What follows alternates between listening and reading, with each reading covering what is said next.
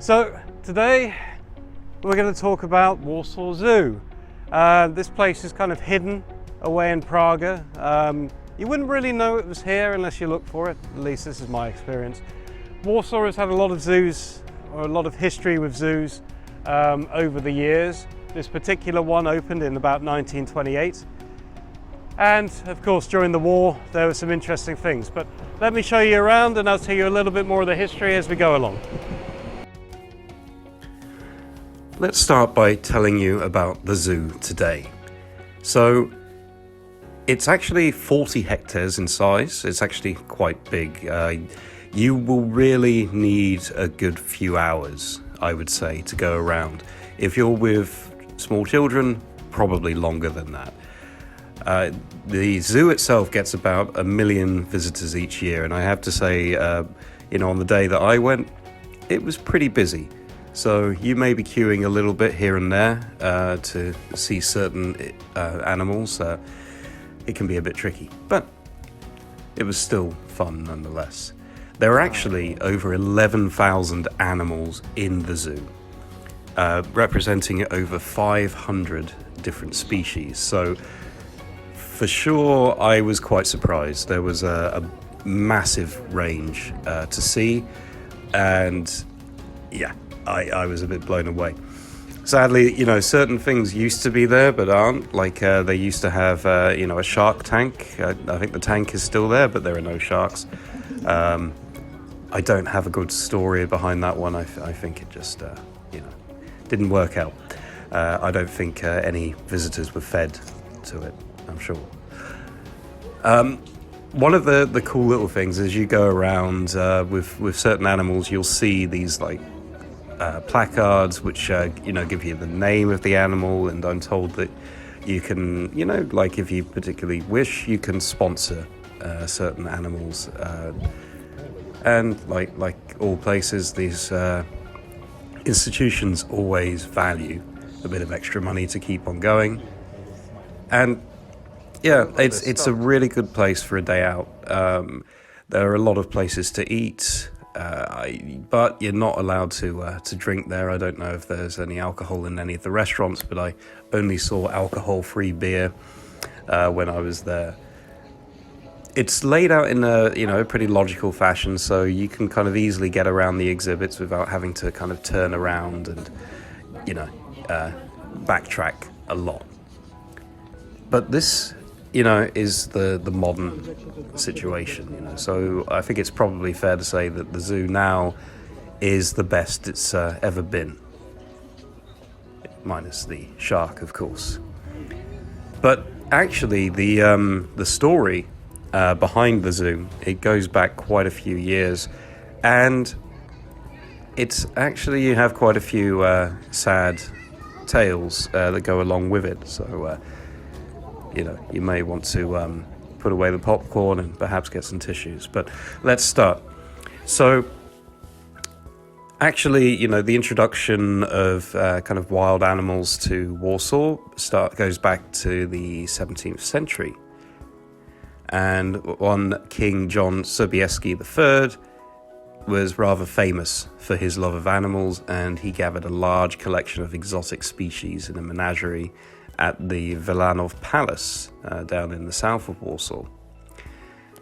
However, in terms of actual official zoos, the first one we have is going back to 1884. So here we have a certain Janzabinsky who established a zoo on Bagatella Street. However, it, of course, it was very popular, lots of visitors, lots of people keen to see it. But after 6 years, all of the predators in the zoo died due to a batch of poisoned meat. Rather grisly end there. But this is only the beginning of our kind of sordid tale. So in 1926, and I'm going to butcher the pronunciation of this name, I'm sure, but Mieczysław Pogowski established a zoo on Kozikowa Street. Oh my god, I really need to practice my Polish. But this was actually moved to a slightly larger plot on the 3rd of Maya Avenue, near the Poniatowski Bridge.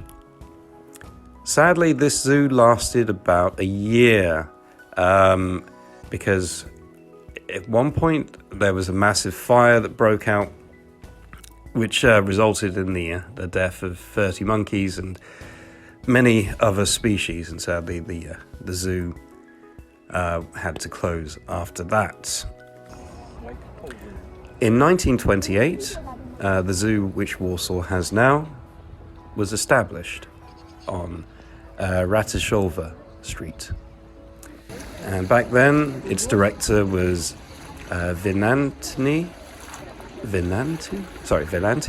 Budzinski. And it's a bit of a sad story for him, because he actually died of pneumonia a year after, starting his position. And he actually caught this through very selfless means, because he was working, throughout the winter to make sure that the animals were protected from the frost and the cold weather. And as a result of working in these conditions and not, sort of focusing on his own health, it actually led to his sad death. So what a selfless man, and incredible story. So after his passing, the government held a competition to establish the new director. And here we had Janzabinsky chosen, and under him the zoo continued to thrive and expanded. However, then we get to Poland's tragic history again, and in September 3rd, 1939, the German army appeared, and so they actually dropped some bombs, fired some missiles, and shot quite a few bullets, and a lot of the animals were killed. So they deliberately killed all of the dangerous animals, I guess, in case perhaps they were to be let out and to roam the streets and attack the German forces. I don't know.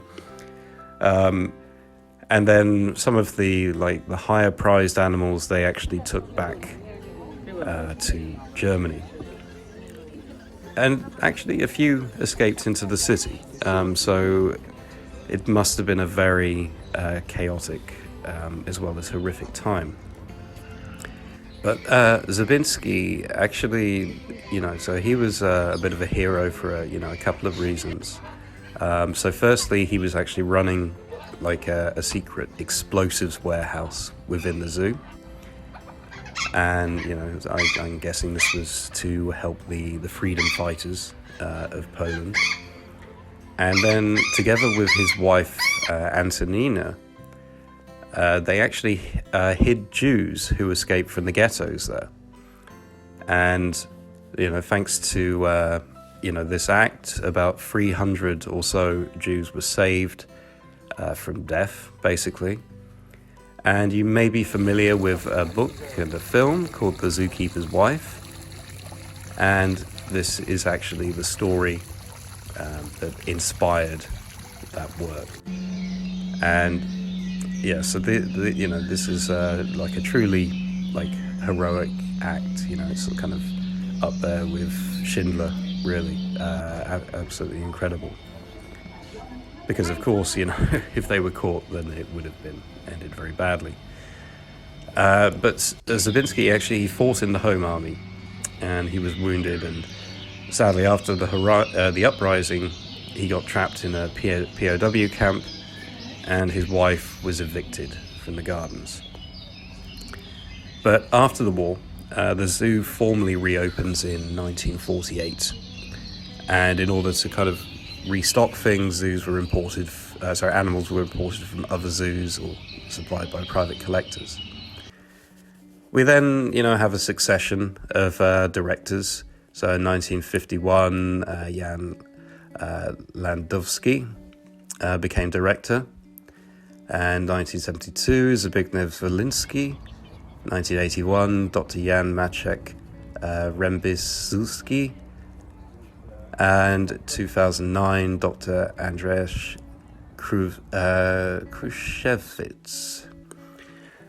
So, a few directors, and a couple of random facts. So in 2006, Miss World 2005 appeared as a special guest, which resulted in 2 zebras being named after her, Una and Ubi. And in 2020, a rather drunk 23-year-old, as the media dubs it, idiot, jumped into the bear enclosure, which I believe was actually kind of outside of the main zoo at the time, and narrowly survived a fight with a bear. And then he was charged with animal cruelty and, it being COVID times, not wearing a mask. So I hope you've enjoyed this little, history lesson about the zoo. And I do encourage you to visit if you go to Warsaw. Thank you very much for watching. Do widzenia.